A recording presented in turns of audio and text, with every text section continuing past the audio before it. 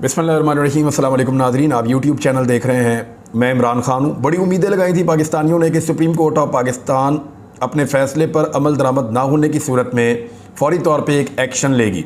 रात भर लोग इंतज़ार करते रहे कि शायद रात के वक्त अदालत खुल जाएगी, नहीं खुली। सारा दिन ऐसा लगा कि शायद आज कोई एक्शन होगा।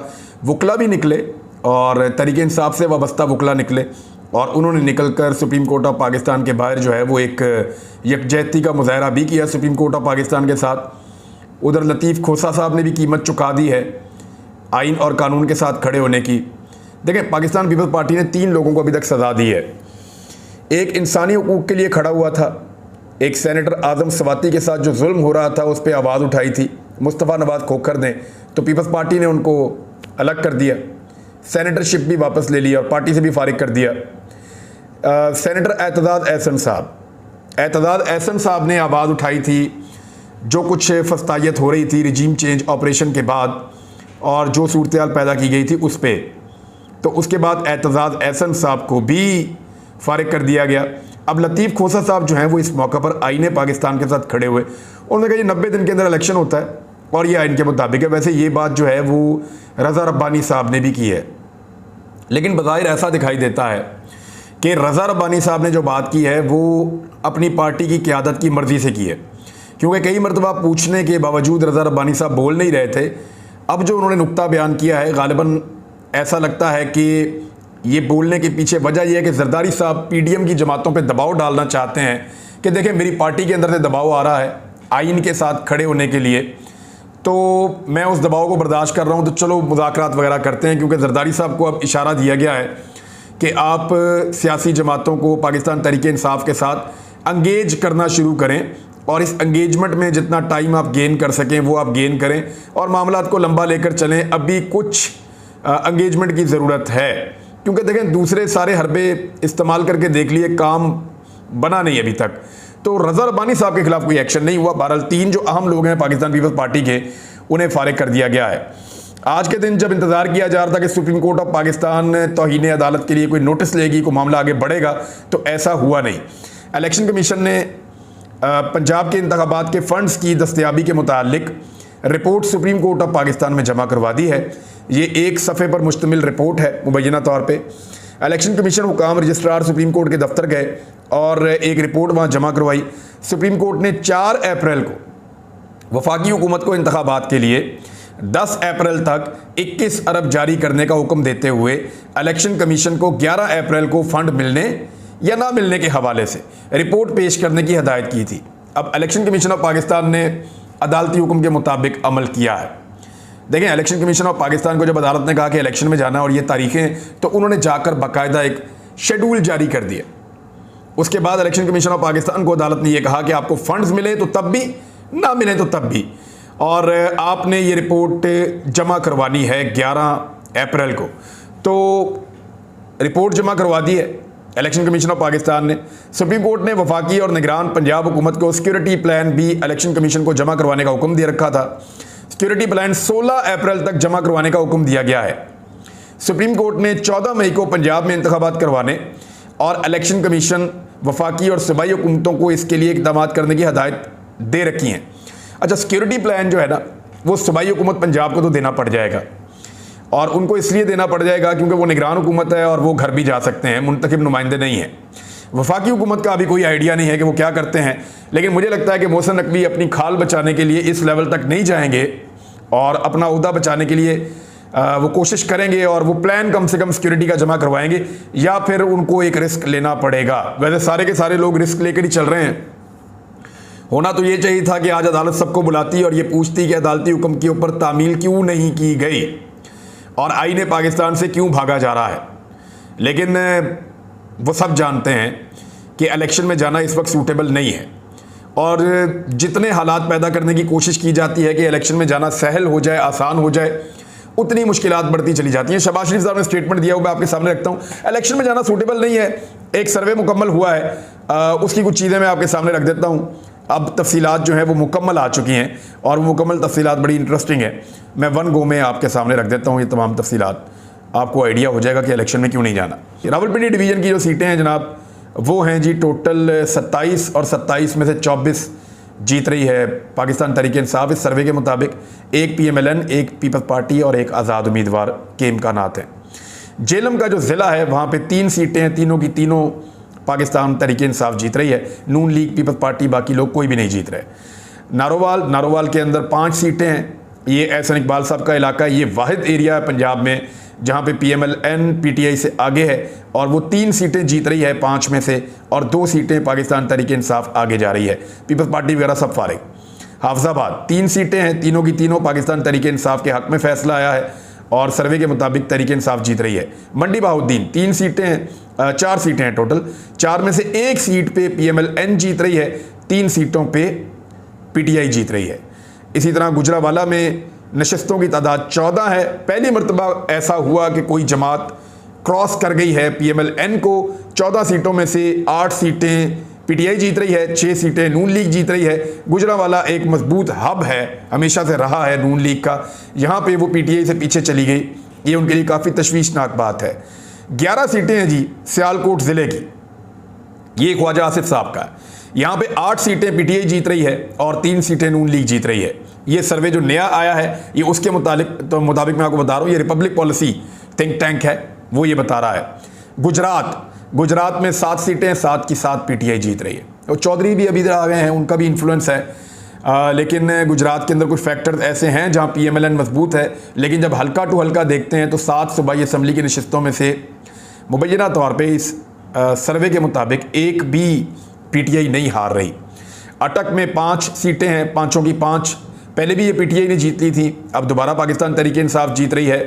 रावलपिंडी का जो ज़िला है वहाँ पे 1 सीट पीपल्स पार्टी और एक आज़ाद उम्मीदवार जीत रहा है। नून लीग यहाँ पे कोई भी सीट नहीं जीत रही, जो ज़िला रावलपिंडी है वहाँ पे, और 13 सीटें यहाँ पे पाकिस्तान तहरीक-ए-इंसाफ जीत रही है। चकवाल के ज़िले के अंदर सिर्फ 1 सीट ऐसी है जहाँ PMLN के जीतने के इम्कानात हैं। यहाँ टोटल 4 नशस्तें हैं सूबाई असम्बली की, जिनमें से 3 नशस्तें पाकिस्तान तहरीक-ए-इंसाफ जीत रही है। जेलम के अंदर मैंने आपको पहले बताया 3 सीटें, तीनों की तीनों जो हैं वो पाकिस्तान तहरीक-ए-इंसाफ जीत रही है। नून लीग का और बाकी जमातों को कोई हिस्सा नहीं है। जनूबी पंजाब वगैरह का बाकी सारी तफसीलात, लिया में क्या होगा, मियाँ वाली में क्या होगा, भक्कर में क्या होगा और बाकी एरियाज में क्या होगा, आहिस्ता आहिस्ता सर्वेज आ रहे हैं। ये वो सर्वेज हैं जो पिछले साल इस क्लैरिटी के साथ नहीं आ रहे थे, लेकिन यानी पाकिस्तान तहरीक-ए-इंसाफ की इतनी क्लियर मेजॉरिटी नहीं थी। इस मरतबा उनकी बड़ी क्लियर मेजॉरिटी है, तो इन सर्वेज की वजह से वो इलेक्शन में जाना नहीं चाहते। शहबाज शरीफ साहब ने अजीबोगरीब किस्म का स्टेटमेंट दिया है, वो मैं आपको बताता हूँ। लेकिन पहले मुजफ्फराबाद हाई कोर्ट ने वज़ीर आज़म आज़ाद कश्मीर उनको नाअहल करार दे दिया है। अब हुआ क्या था, मुजफ्फराबाद हाई कोर्ट ने अदालत मुखालिफ बयानात पर अदालत के खिलाफ बयानात दिए थे, जजेस के, अदलिया के खिलाफ बयानात दिए थे। वज़ीर आज़म आज़ाद कश्मीर ने तनवीर इलियास, सरदार तनवीर इलियास इनका नाम है, इमरान खान साहब ने इनको वज़ीर आज़म बनाया था और आज़ाद कश्मीर के इंतखाबात के बाद पहले उन्होंने किसी और को बनाया था वज़ीर आज़म। एक वहाँ पे थे नियाज़ी साहब और उनके तखल्लुस उनका नियाज़ी है। नियाज़ी साहब के बाद जब हालात बिगड़ने लगे और इमरान खान साहब को ऐसा लगा कि हुकूमत छिन जाएगी आज़ाद कश्मीर की और इस्टेब्लिशमेंट कोशिश कर रही है पाकिस्तान तहरीक-ए-इंसाफ की हुकूमत को हटाने की, तो इमरान खान साहब ने निस्बतन एक मजबूत उम्मीदवार सरदार तनवीर इलियास को वज़ीर आज़म आज़ाद कश्मीर बनाया था।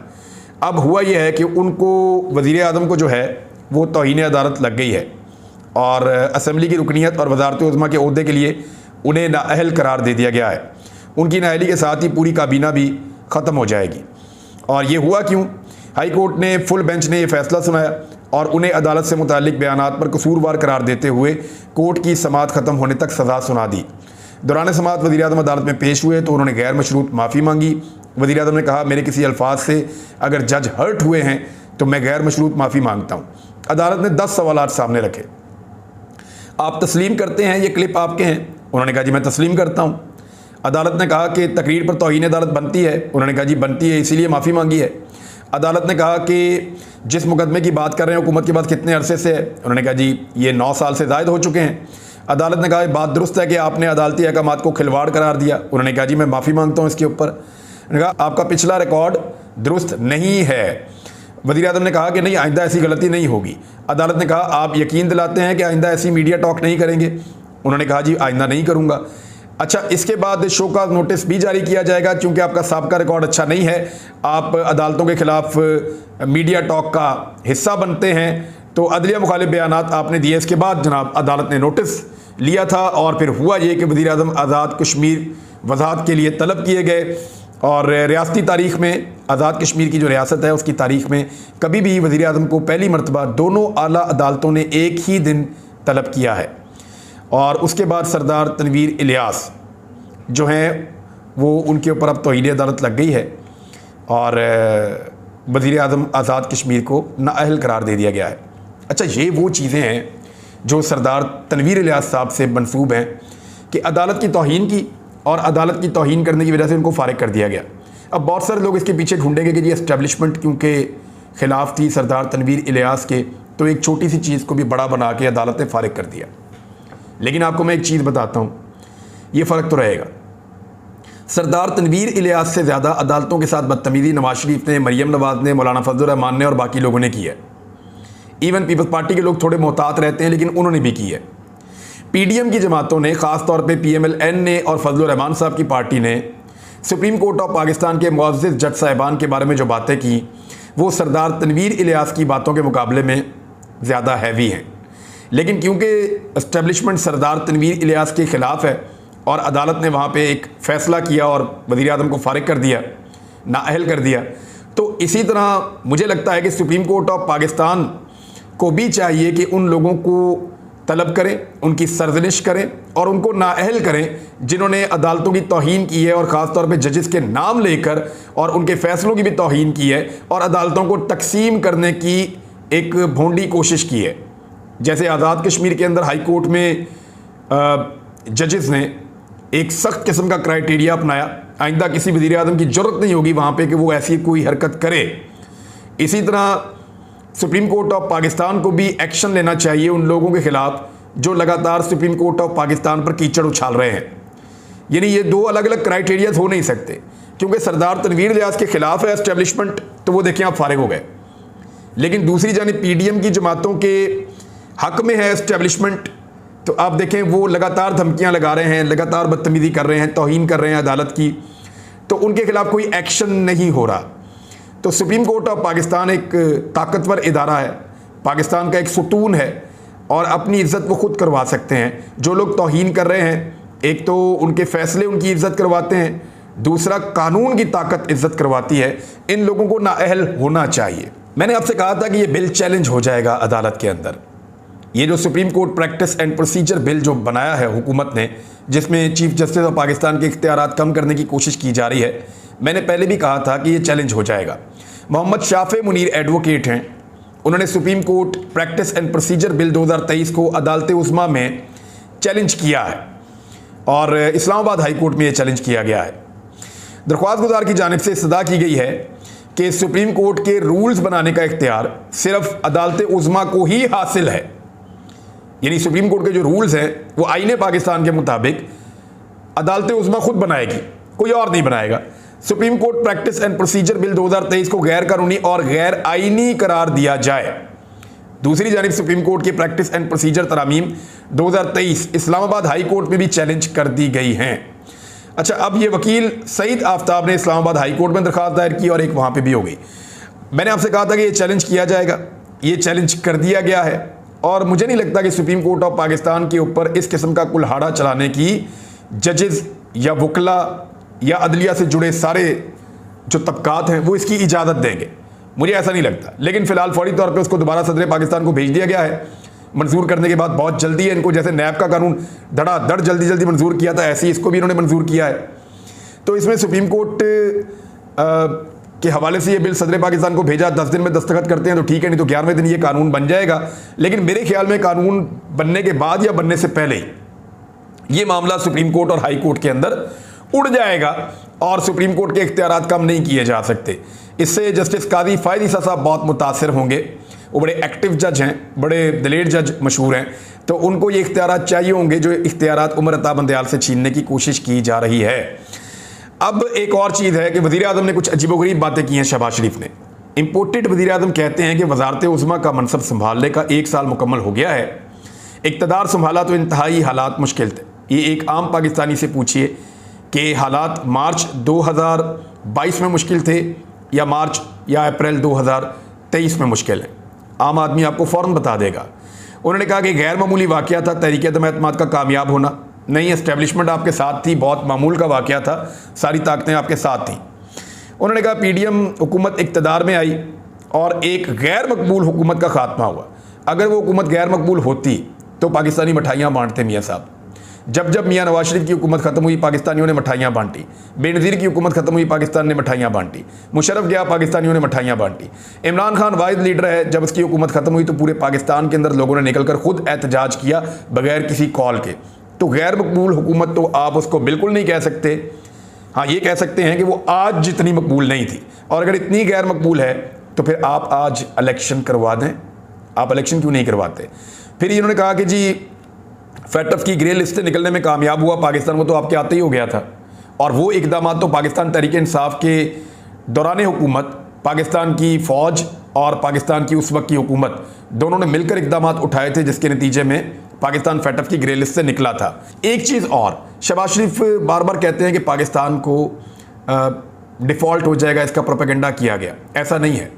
हमने जब भी कहा, हमने कहा खुदा न खास्ता पाकिस्तान डिफ़ॉल्ट की तरफ चला जाएगा। ये आपके वज़ीर दिफा ने बबांगे दोहल कहा आकर, और आपके साबिक वज़ीर ख़जाना ने भी कहा कि पाकिस्तान डिफ़ॉल्ट हो चुका है। ये हमने नहीं कहा, ये आपके वज़ीर दिफा ने कहा। ये उनकी ख्वाहिश थी, उनकी खबर थी, हम ये नहीं कह रहे थे। और आप किसी बिजनेसमैन को बुलाकर पूछ लें, वो बेचारे सर पीट रहे हैं। बहरहाल सरदार तनवीर इलियास की नाअहली के बाद पाकिस्तान तहरीक इंसाफ आज़ाद कश्मीर की क़यादत का इजलास तलब किया गया है। इमरान खान साहब कोशिश करेंगे कि दोबारा आज़ाद कश्मीर में हुकूमत पाकिस्तान तहरीक इंसाफ की बने, लेकिन एस्टेब्लिशमेंट दूसरी तरफ से खेल रही है। देखते हैं वो वहाँ क्या कर पाते हैं। नवाज शरीफ के हवाले से और मरीम नवाज़ के हवाले से और इमरान खान का एक बड़ा अहम स्टेटमेंट है, उसके हवाले से मैं एक वीलॉग और करता हूँ, वो आप अगले वीलॉग में आप देखेंगे। कुछ हक़ाइक़ हैं जो मैंने आपके सामने रखने हैं, कुछ झूठ हैं जो बेनकाब हुए हैं। अगले वीलॉग में अब तक लेते हैं। अपना ख्याल रखिएगा, अपने चैनल का भी। अल्लाह हाफ़िज़।